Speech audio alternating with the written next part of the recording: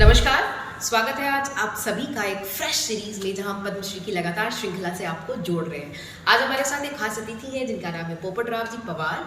ये आए हैं महाराष्ट्र के अहमदनगर से और एक खास हिवरे बाजार, मुझे लगता है हिवरे बाजार एक मॉडल गांव है, देश का ऐसा गांव जो खुले में शौच से मुक्त गांव है, हरियाली से भरा हुआ गांव है और जहां पोपटराव जी ने एक रोल मॉडल की तरह, एक रोल मॉडल विलेज की तरह इस गांव को समूचे विश्व में स्थापित कर दिया है। तो आज हम बातचीत कर रहे हैं पोपटराव जी से और जानने की कोशिश करेंगे कि इन्होंने अपने गाँव में ग्रीन यानी एक सूखे गाँव को इन्होंने ग्रीन बेल्ट में कैसे तब्दील किया। स्वागत है सर आपका। नमस्कार।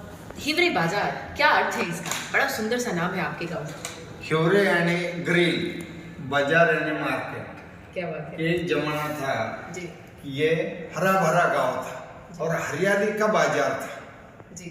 बाद में 72, 76, 82 लगातार 10 साल में 3 सूखे के कारण, ड्राउट के कारण वो बिल्कुल बंजर और उजड़ गया था।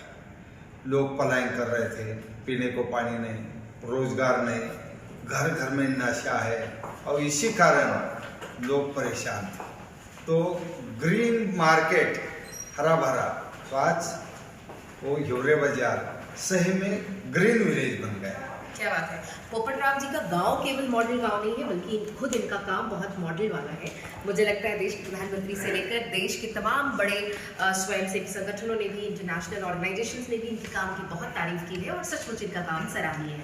सर, गांव में जो लोग पलायन कर चुके थे अब वापस लौट रहे हैं, सुना है हिवरे बाजार में लोग वापस लौट रहे हैं, कैसे किया आपने ये?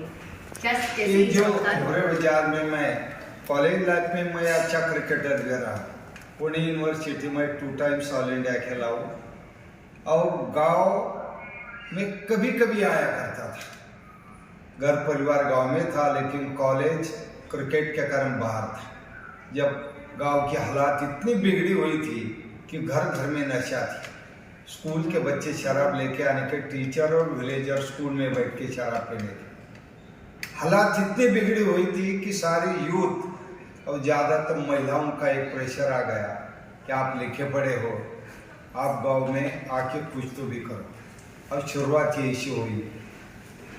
16 नवंबर 89 में निर्विरोध पंचायत का सरपंच बन गया। क्या बात है। और उसके बाद 26 जनवरी 90 में गांव आया। जब गांव आ गया तो पूरा गांव ग्राम सभा में था। सभी ने अपने अपने सवाल उठाए, अपनी अपनी समस्या बताई।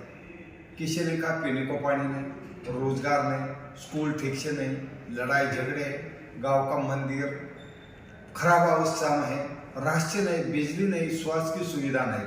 जब ये देखा तो डर गया मैं, अरे भाई इतनी सारी समस्या। और 1990 में उस वक्त तो ऐसी स्कीम और फंड्स नहीं थे, फिर भी प्रेशर आ गया और मैंने सोच लिया ठीक है कुछ करके देखेंगे।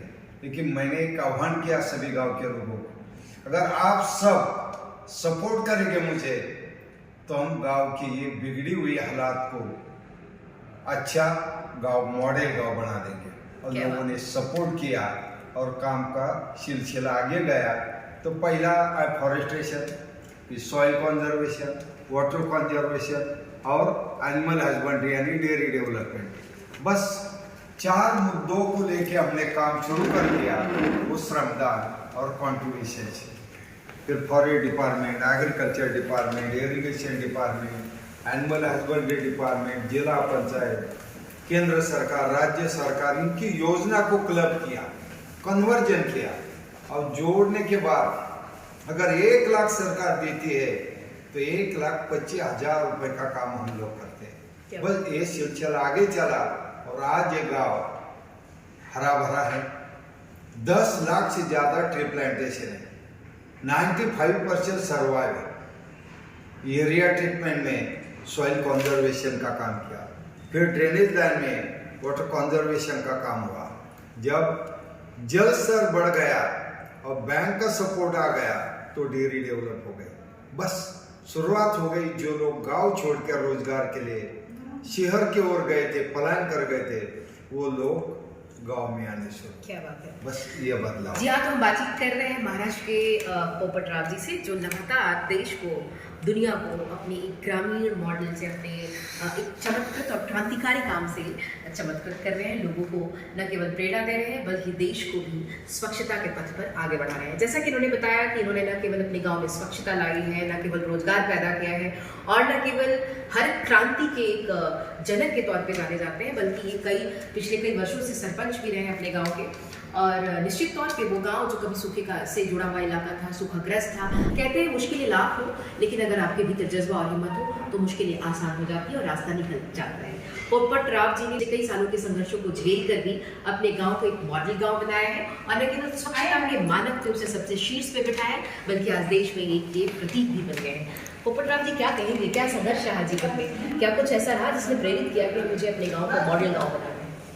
संघर्ष के सिवा गांव में काम करना भी मुश्किल होता है। जब पैसा नहीं था लोग जुड़ गए थे, जब गांव में काम अच्छा हुआ, पैसा आने लगा, रोजगार की सुविधा गांव में मिली, दुनिया भर से लोग गांव विजिट करने आने लगे, तो जो सो गए थे वो जाग गए क्योंकि हम परेशान थे शराब से लेके, रोजगार नहीं था और पूरी डायरी में ब्लैक लिस्टेड गाँव था।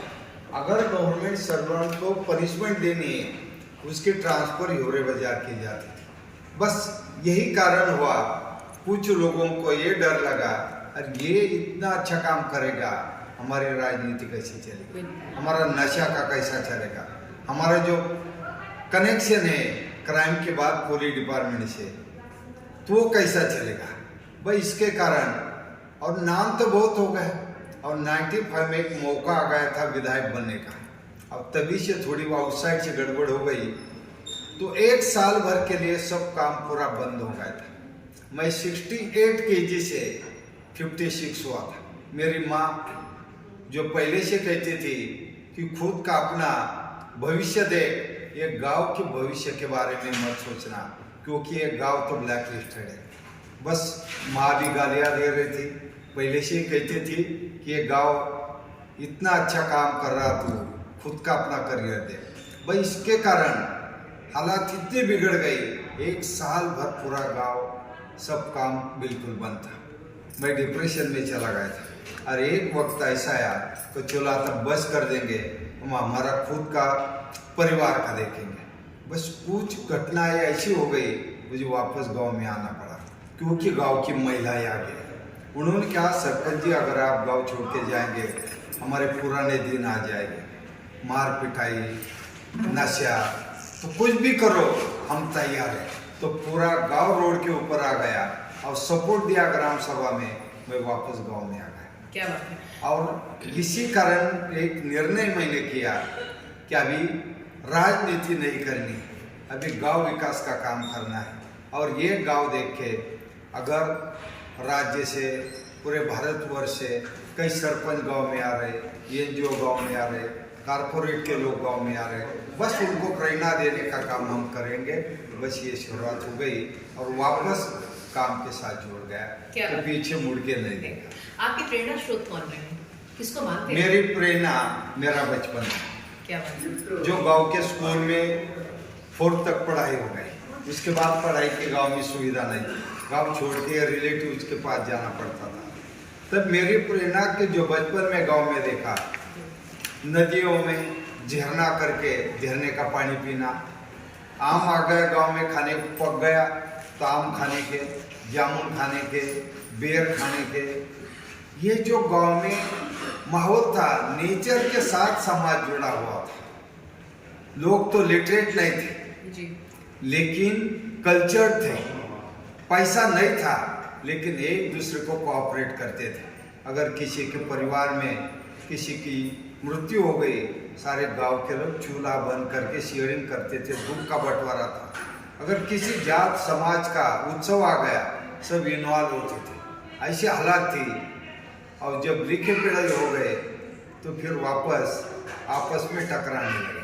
जब ये देखा तो मैंने पैसे से काम नहीं बनेगा, संस्कारों की जरूरत है। रहे पोपट राव जी से हिवरे बाजार के एक मॉडल गांव में तब्दील कर देने वाले और देश विदेश में नाम कमाने वाले पोपट राव जी से हम बातचीत कर रहे हैं। लगातार कहते हैं कि आज युवा पीढ़ी और तमाम नए लोग जो हैं वो रोजगार की तलाश में शहरों की ओर रुख कर रहे हैं, लेकिन उन्होंने कुछ ऐसा चमत्कार कर दिखाया है कि शहर से लोग गाँव लौट रहे हैं और गाँव पहले की तरह सुंदर, हरा भरा और रोजगार युक्त हो गया है। पोपट राव जी, आप तमाम देश भर के प्रशासनिक संस्थानों में जाते रहे हैं, विश्वविद्यालयों में आमंत्रित किए जाते रहे हैं, आप लगातार व्याख्यान देते रहे हैं। क्या कुछ अनुभव है, क्या देश के युवा जुड़ रहे हैं हम आपके इस कार्य से, क्या प्रभाव है, क्या कुछ कहेंगे इस बारे में? बिल्कुल, मैं तो इतना हर महीने 3 या 4 हज़ार किलोमीटर मेरा घूमना होता है। क्या मंथली 1 या 2 स्टेट में जाना होता है हमें। सारे भारतवर्ष IIT, IIM, इतना ने IAS IPS अकादमी जो लाल बहादुर शास्त्री अकादमी मसूरी में, वहाँ जाना होता है।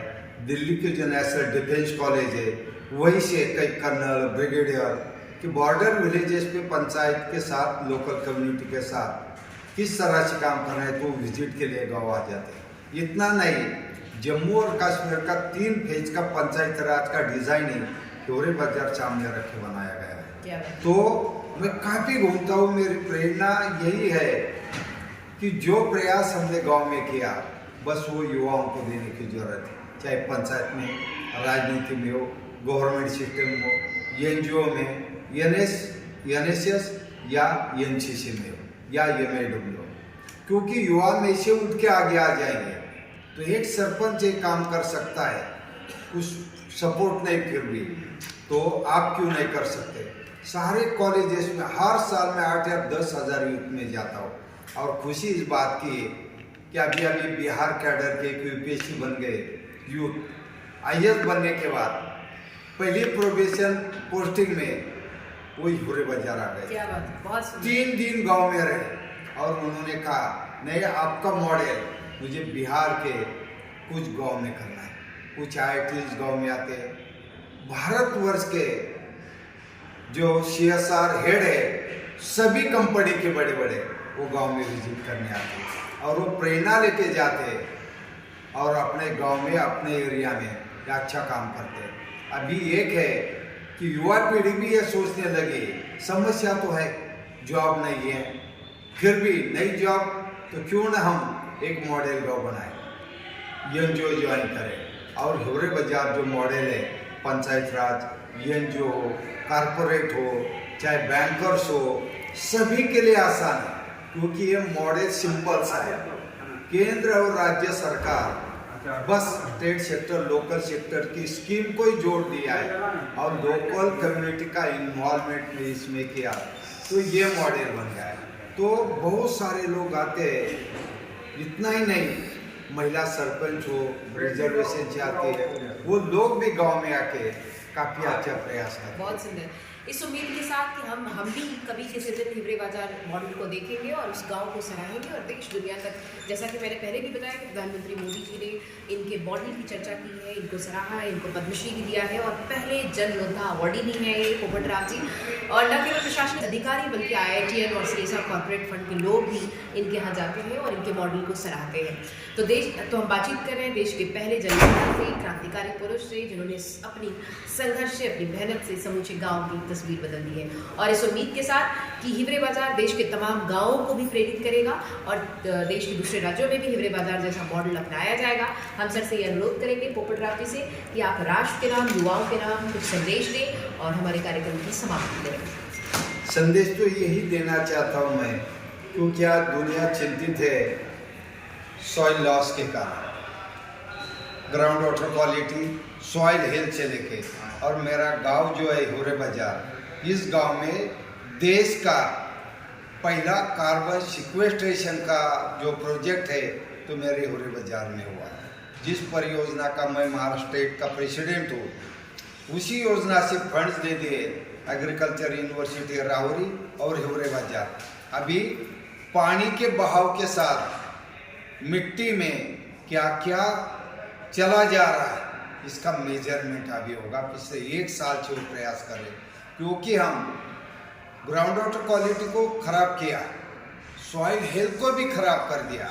75 साल में क्या गवाया, तो हम पंजाब का उदाहरण देखेंगे, सबसे ज़्यादा कैंसर पेशेंट, ज़्यादा आमदनी के कारण शराब आ गई, इसके कारण युवा पीढ़ी ट्रैक छोड़ गई। मैं इतना ही मैसेज संदेश दे दूंगा कि भाई राष्ट्र निर्माण के लिए नशा मुक्त गांव और हेल्दी गांव बनना चाहिए। जो प्रयास हमने गांव में किया है, तो किचन फॉर हेल्थ ये हमारा नारा है गांव का। अभी तो किचन फॉर टेस्ट है, इसी कारण हेल्थ के प्रॉब्लम है। और फ्यूचर में सबसे बड़ी इंडस्ट्री लीकर इंडस्ट्री और हेल्थ इंडस्ट्री बनने वाली है। इसलिए आम आदमियों, गरीबों को एक अच्छा देश के साथ जोड़ना है, तो नशा मुक्ति और हेल्दी गांव और हेल्दी ह्यूमन बीइंग, इस तरह से हमें काम करना चाहिए। यही संदेश है। क्या बात है।